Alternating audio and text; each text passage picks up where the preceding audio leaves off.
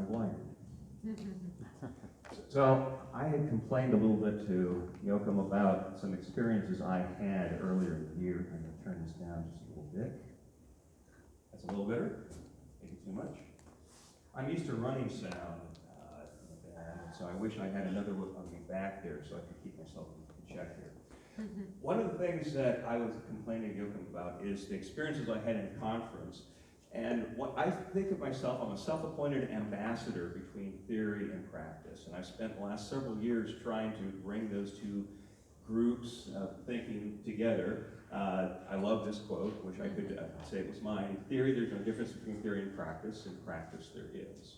And so this was actually attributed to Joachim Vera. It was probably at a software development conference. Last conference, I talked about the chasm between theoreticians and practitioners and this love-hate relationship that they love to hate on each other. And we like to poke fun at the practitioners love to poke fun at the theoreticians, saying they can take any shoelace into a Gordian knot. And the other is true as well. The theoreticians say that practitioners want to take every Gordian knot, and Gordian knot says it's just a misunderstood shoelace. And so we've got this love-hate relationship going on that we have to get past, because really we have to have both. We have to have this ultimate system of systems. If you get into systems thinking and you think about systems, I would say there's nothing bigger than this meta system right here. Because all the cool things that we can do need to be applied into practice. And the decisions that we make, and I have a foot in each of these worlds, the decisions and choices we make here impact the accessibility of what we're doing for and with the practitioners. I love what Joachim said earlier. I want to talk about the how we can make that bridge a little bit better.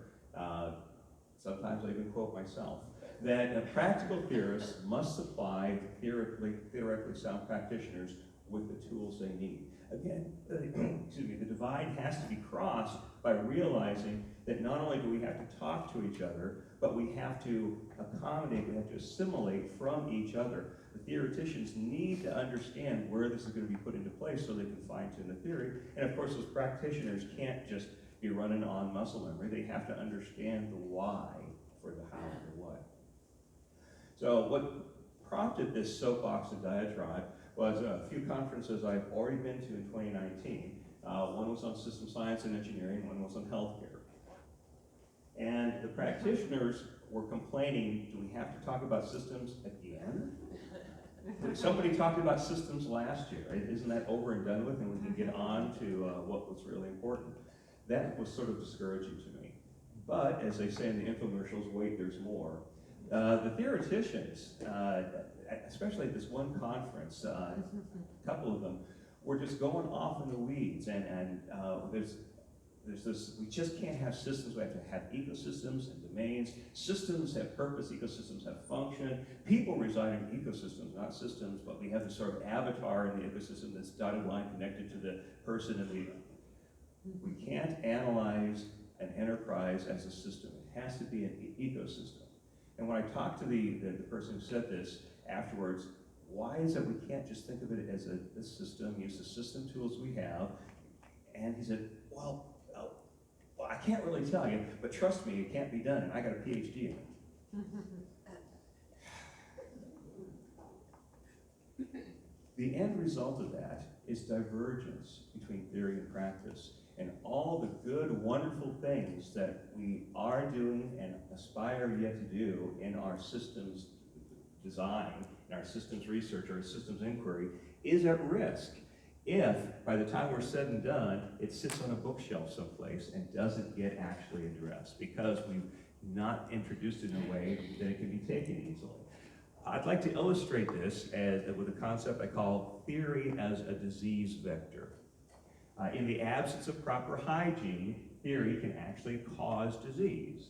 The first sign of this is a condition I call eruditis, where this is an inflammation of the swelling learning, scholarship, or research-based knowledge. Basically, this is an annoying condition. It's a little bit of an irritant. It's not deadly, but it really is sort of a dissatisfier. It gets the person sort of on edge.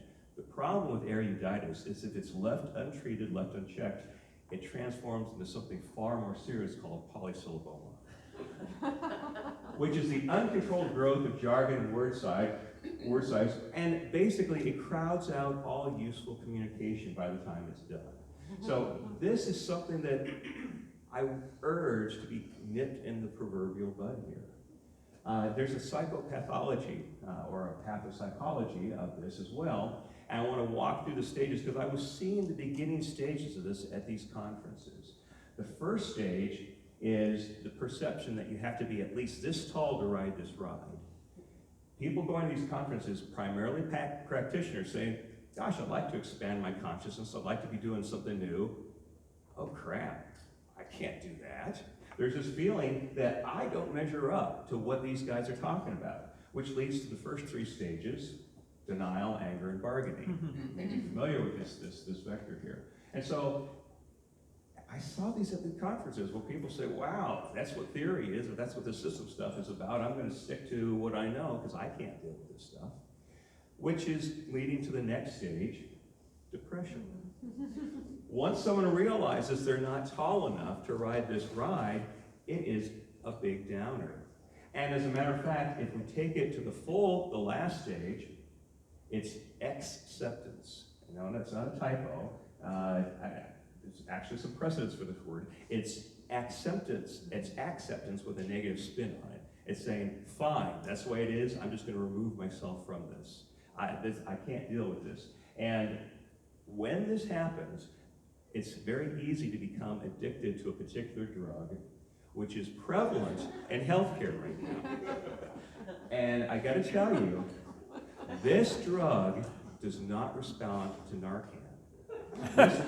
Once someone is addicted to this particular drug, we may have lost them forever.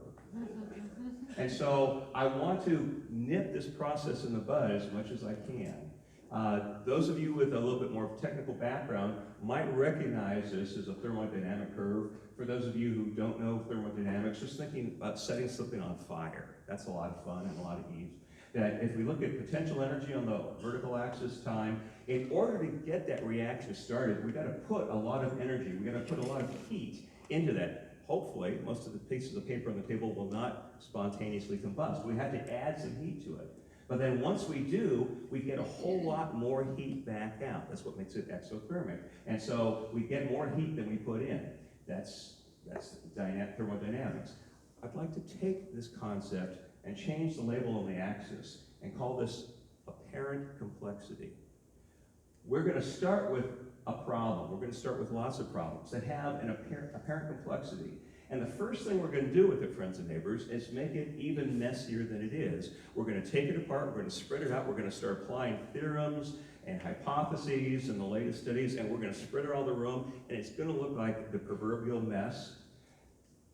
And if we leave it there, in that state of greater complexity, we haven't done any good. And that's what a lot of the perception of the conferences are. We're taking these problems, we're adding complexity to it, saying, see, hear what I did? And someone's saying, that's worse than it was before.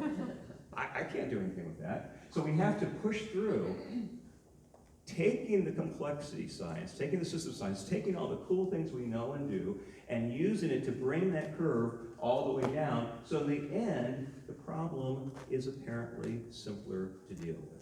That's the whole purpose of the exercise we should be doing. One of the things that is big in Lean Six Sigma is something called the voice of the customer. And the customer is anyone whose success or satisfaction depends on how well you do in what you're doing.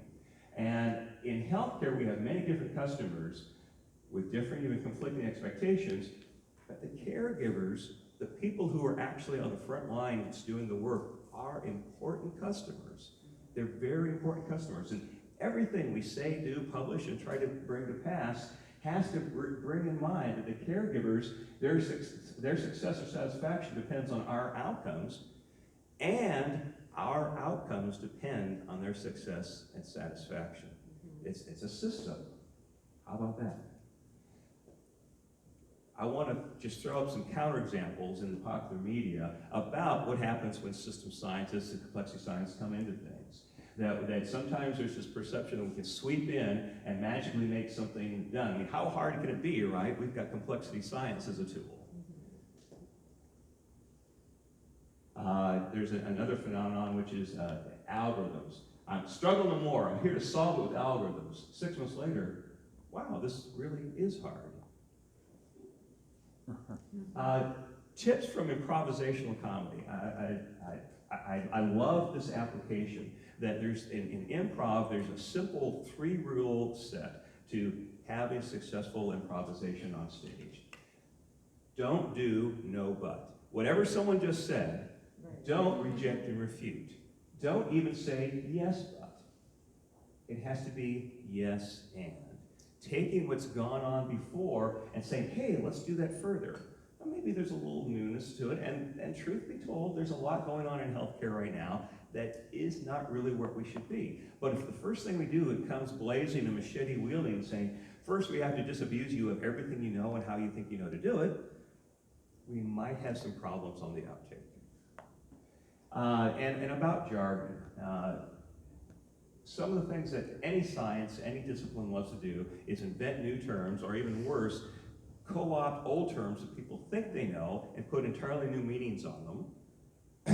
Complexity, I'm talking to you. And so someone thinks they know what's going on, and then again, they feel that they're not high enough to ride that ride. So what I've tried to do here is give you a feel for thinking about the voice of the customer. And with Joachim's kind permission, and you're too late, you can't do anything about it at this point, so if Taylor Swift has taught us anything, it's that when faced with personal angst, the only reasonable thing to do is put it in song. So what I've tried to do here is to take these thoughts and put them into song. Now, if you come up here, you see dust on here. I had to vacuum 20 years of dust. I haven't done this for a while. Used to be in a band. And at my best, I was at garage band quality. There's no way I can do justice to the Queen of Soul. So I'm going to have to do my own rendition, so please just bear with me. And for those of you who are sticklers, the U.S. Supreme Court has ruled that parody constitutes fair use. So one of my icons, Mark Russell, actually helped testify to bring that to pass. So let's see if this is working. Can you hear that out there?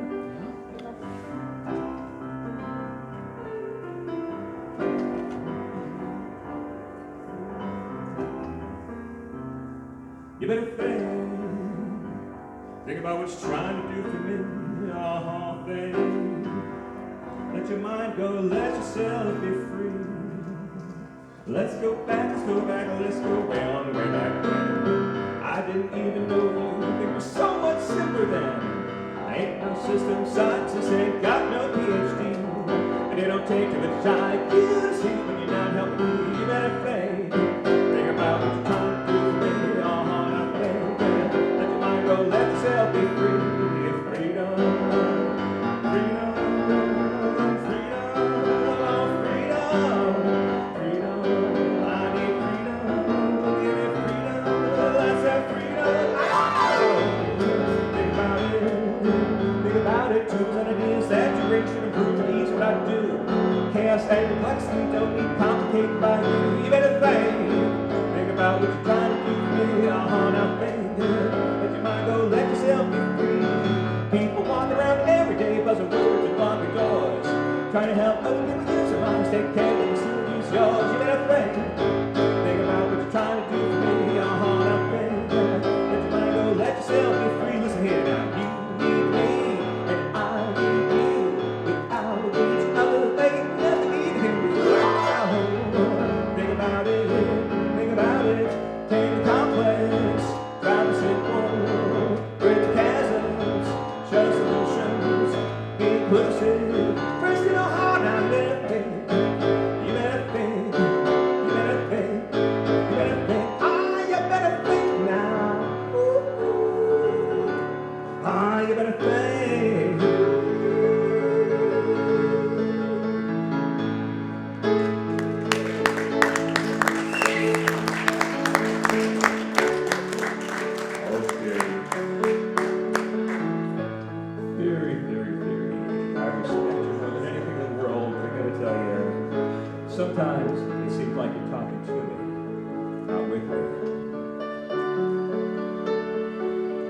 Times like that, Jerry, that I'm just going to tell you, I want to sit down and ask you to think.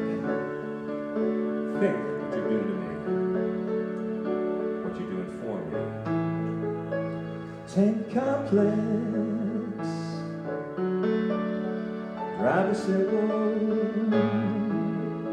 Bridge the chasms. Try to show solutions.